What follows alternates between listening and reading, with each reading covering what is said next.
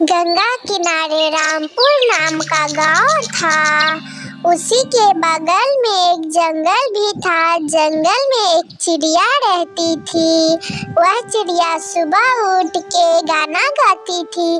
उसकी आवाज इतनी मधुर थी कि जंगल के सभी जानवर उसकी आवाज सुनने में इकट्ठा हो जाते थे। एक दिन जंगल में चिड़िया दाना लाने जाती है।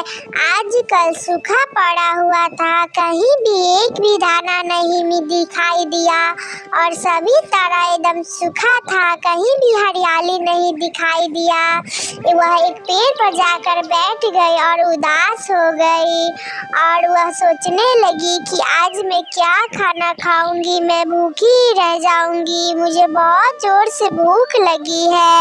तभी दूसरी चिड़िया आती है और बोलती है, बहन तुम क्या कर रही हो, उदास क्यों हो?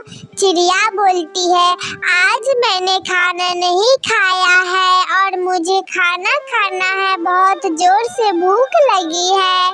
तभी दूसरी चिड़िया बोलती है, हम एक बाग देखे हैं जहाँ बहुत सारे मक्के के पेड़ है, लेकिन हम दोनों को बहुत सतर्क रहना होगा। चिड़िया बोलती है, ठीक है। दोनों वहाँ से चले गए। तभी देखा एक काला कौवा है, वह लाठी लेकर खड़ा है। तभी दोनों चिड़िया छिप छिप के जाती है, उसका बात सुनती है। वह कौवा किसी और से भी बात कर रहा था। दोनों आपस में बात कर रहा था कि कौवा बोला, भैया देखना कोई मेरा मक्का न तोड़ ले, क्योंकि जंगल में एक भी खाने के दाने नहीं है। अगर ये तोड़ लेंगे तो क्या मेरे परिवार भूखे रहेंगे? यही एक मक्का का पेड़ है। दूसरी चिड़िया बोला, ठीक है, देखता रहूंगा, नहीं खाने दूंगा किसी को। फिर ये दोनों चिड़िया आपस में बात कर रही थी। बोली, बहन मैं नहीं खाऊंगी तो मैं मर जाऊंगी, मुझे भूख लगी है, कुछ करो बहन। ये कौवा तो हट ही नहीं रहा है, बहन हम लोग कैसे मक्का तोड़ेंगे? तभी वहाँ पर दूसरी चिड़िया आती है और वह चुपके से जाकर देखती है तो कौवा और एक पक्षी था, वह पहरेदारी कर रहा था।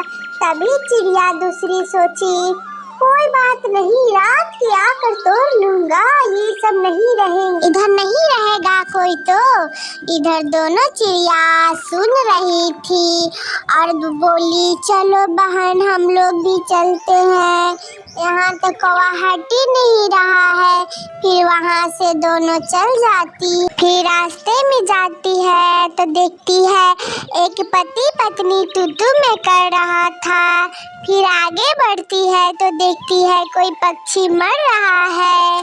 फिर आगे दोनों आपस में बोलती है, बहन ये क्या हो रहा है, हमारे जंगल को हर तरफ सूखा ही सूखा पड़ रहा है, कोई नहीं है हम लोग को देखने वाले, भगवान भी नहीं है, ये सूखा है हम लोग का मार डालेगा, हम लोग क्या करें? तभी वहाँ से एक तीसरी चिड़िया आती है और बोलती है, बहन तुम लोग क्या कर रहे हो यहाँ पे?